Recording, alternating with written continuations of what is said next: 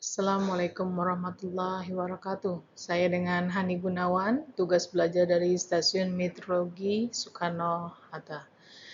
Di slide ini saya akan menjelaskan tentang sistem cuaca skala meso dan fenomena-fenomenanya. Sistem cuaca skala meso merupakan fenomena meteorologi yang terjadi pada skala menengah, antara skala mikro dan makro. Pembahasan ini akan mencakup definisi, pembagian berdasarkan skala waktu dan ruang, serta berbagai fenomena yang termasuk dalam sistem ini. Selain itu, kita akan mengeksplorasi interaksi aliran angin dengan topografi, gelombang gunung, dan berbagai aspek terkait konveksi, gravitasi, dan konteks meteorologi. Di slide ini saya akan menerangkan mengenai definisi dan pembagian sistem cuaca skala meso, yaitu ada 3.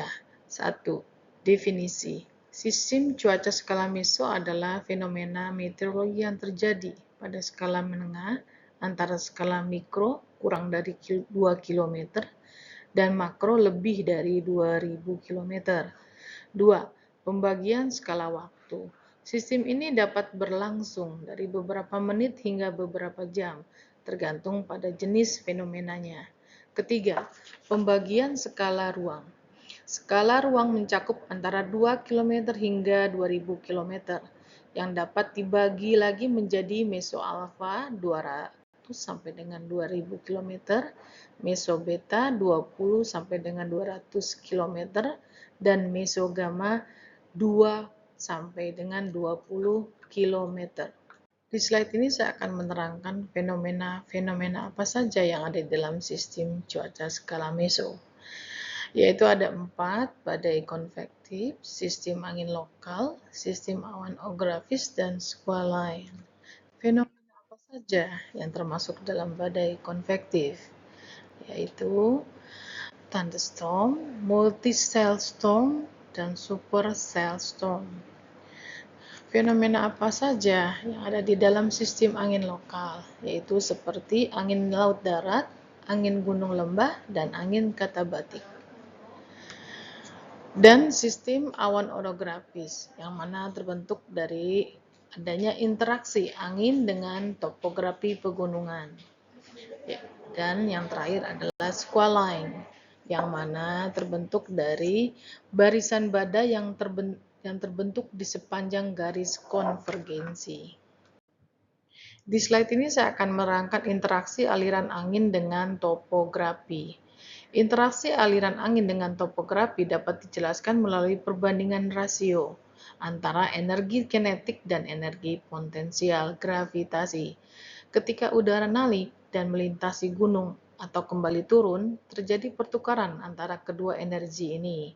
Rasio ini menentukan apakah aliran udara akan mampu melewati penghalang topografi atau terpaksa mengalir di sekitarnya.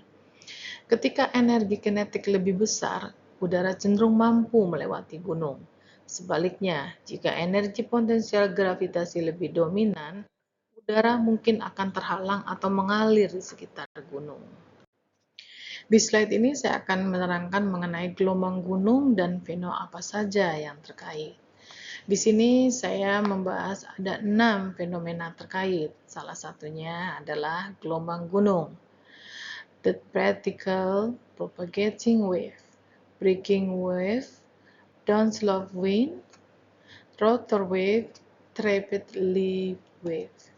Sini saya akan menerangkan gelombang gunung. Gelombang gunung adalah osilasi udara yang terbentuk ketika aliran melintasi pegunungan, menghasilkan pola gelombang di atmosfer. Di sini saya juga akan menerangkan tentang the vertical propagating wave, yaitu gelombang yang merambat secara vertikal ke atas atmosfer, mentransfer energi dari permukaan. Breaking wave. Apa itu breaking wave? Fenomena ketika amplitudo gelombang menjadi terlalu besar, menyebabkan gelombang pecah dan menghasilkan turbulensi. Apa itu downslope wind?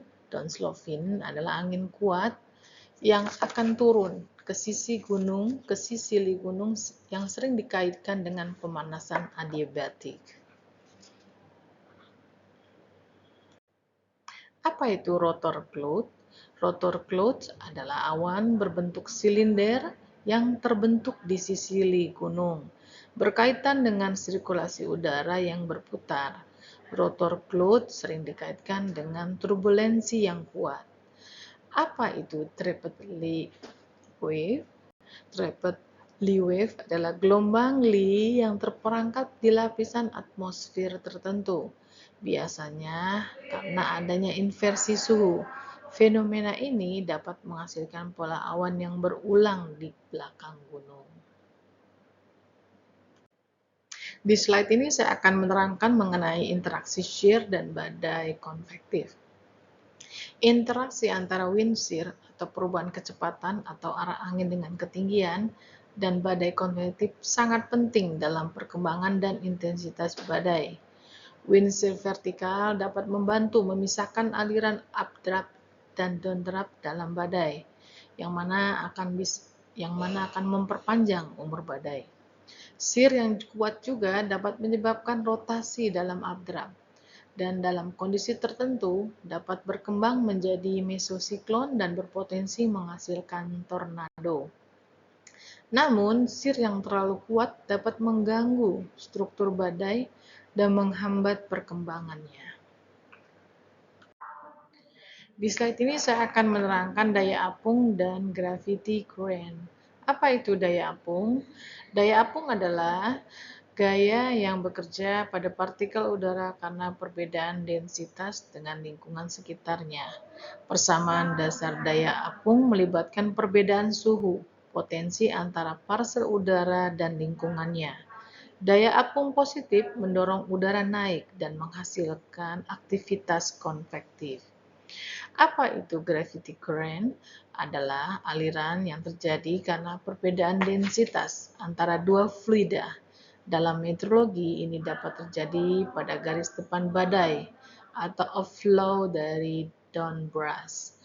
Persamaan dasar gravity current melibatkan keseimbangan antara gaya gravitasi, gaya apung, dan gaya gesekan.